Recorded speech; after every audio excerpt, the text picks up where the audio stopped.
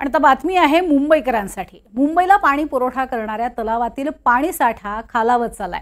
त्यामुळे येत्या काही दिवसांमध्ये मुंबईकरांवर पाणी कपातीचं पुन्हा एकदा सावट ओढावण्याची शक्यता आहे।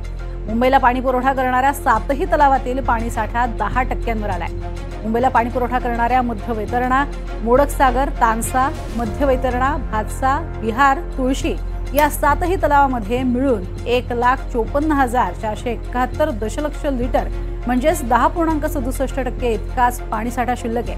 गेल्या वर्षी याच काळामध्ये म्हणजे 2023 रोजी याच दिवशी हा पाणीसाठा 16.43% होता, तर त्या आधीच्या वर्षी पाणीसाठा 21% होता।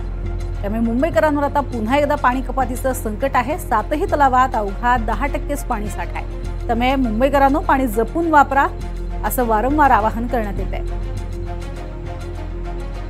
ग्राफिक्सच्या माध्यमातून आपण एक नजर टाकूयात कशा पद्धतीने पाणी साठा जो आहे तो पाहायला मिळतोय। 22 मे पर्यंतचा पाणी साठा दशलक्ष लिटर मध्ये आपण बघतोय। अप्पर वैतरणा धरणात 3,930, उरलेला पाणी साठा हा टक्क्यांमध्ये आहे 1.73%। तर मोडकसागर तलावामध्ये 23,953 क्युसेक पाणी आहे, म्हणजेच 18.58% पाणी साठा उरलेला आहे।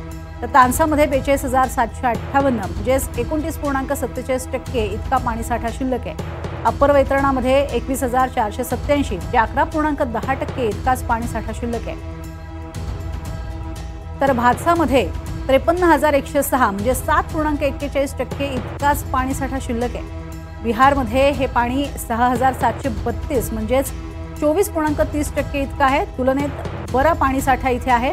तर तुळशीमध्ये 2,505 म्हणजेच 31.13% इतका पाणीसाठा शिल्लक राहिलेला आहे।